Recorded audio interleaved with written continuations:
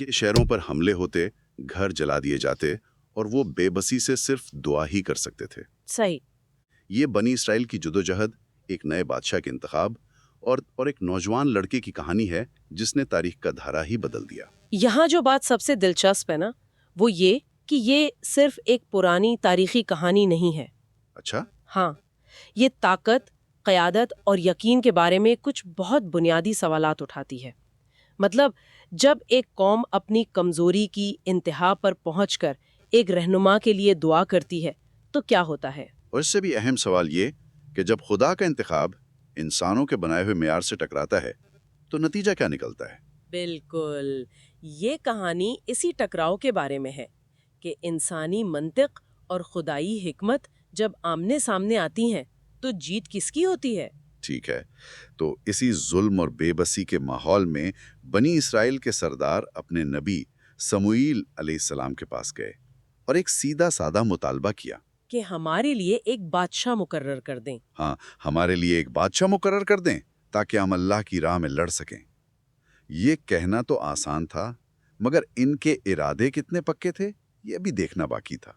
तो अल्लाह का हुक्म आया और तालूत को उनका बादशाह मुकर्रर कर दिया गया। मगर यहाँ एक मसला खड़ा हो गया।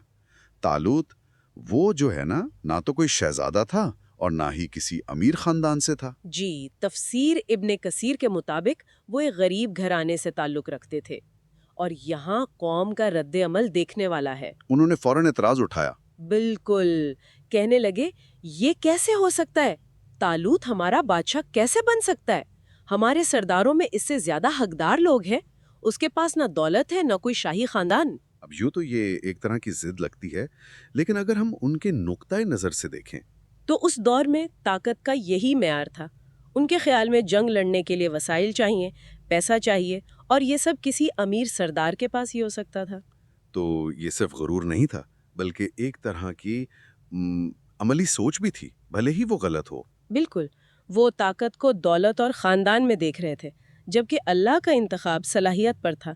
अल्लाह ने वाजे कर दिया कि बादशाही वो जिसे चाहे अता करता है। और तालूत को दो खास चीजें दी गई थीं। जी, एक तो जिस्मानी ताकत और कदोकामत, और दूसरी इल्म और अक्ल की गहराई, यानी वो एक बेहतरीन जंगी हिकमत अमली बनाने वाला और एक बहादुर सिपाही, दोनों की खूबियां रखता था। और उनके इंतखाब को मजीद पक्का करने के लिए एक निशानी भी दी गई।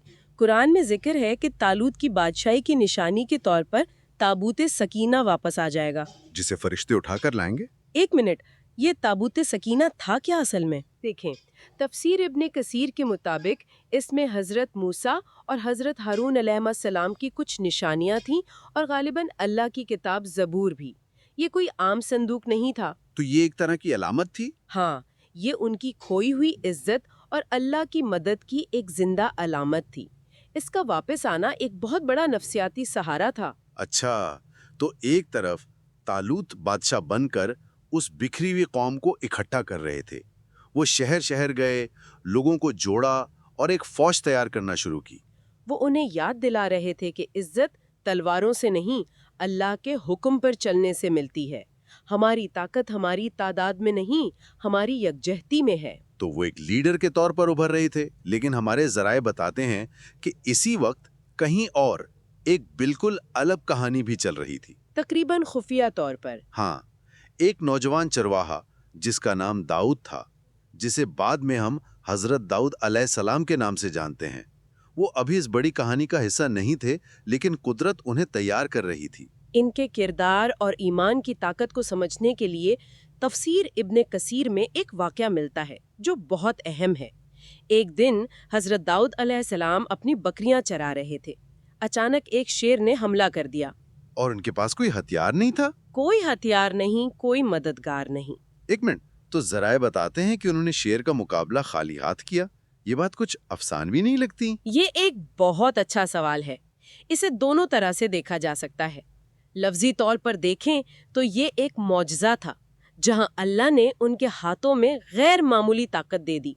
और उन्होंने शेर के जबड़े पकड़कर उसे काबू कर लिया। जी, लेकिन अगर इसे गहराई में देखें तो ये इस बात की अलामत है कि इनका भरोसा अपनी जिस्मानी ताकत पर नहीं, बल्कि अल्लाह पर था। न तलवार चली, न खून बहा। वाह, یہ واقعہ آنے والی جنگ کا ایک اشارہ تھا کہ اصل طاقت جسم کی نہیں، یقین کی ہوتی ہے۔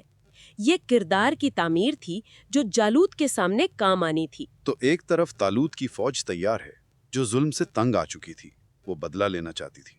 بالکل۔ طالوت اپنی فوج لے کر نکلے، لیکن اللہ نے جنگ سے پہلے ان کے دلوں کو آزمانے کا فیصلہ کیا۔ فوج ایک لمبے صحرائے راستے سے گزر رہی تھی، سب کا پیاس سے برا حال تھا۔ اور دور سے انہیں ایک نہر بہتی نظر آئی۔ یہ وہ لمحہ تھا جہاں امتحان تلوار کا نہیں بلکہ نفس کا تھا۔ جب فوج نہر کے قریب پہنچی تو طالوت نے حکم دیا، اللہ تمہارا امتحان اس پانی سے لے گا۔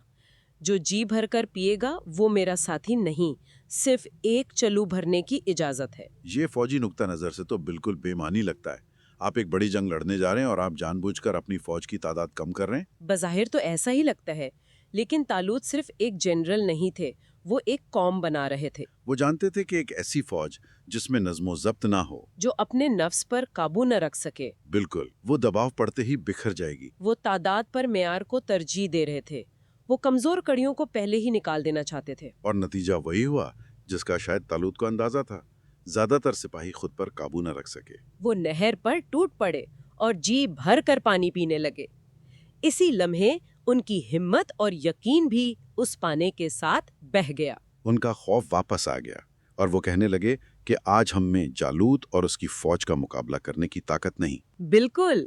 نہر کے دوسری طرف صرف 313 لوگ کھڑے تھے۔ 313۔ جی، یہ وہ لوگ تھے جنہوں نے حکم مانا اور اپنے نفس پر قابو پایا۔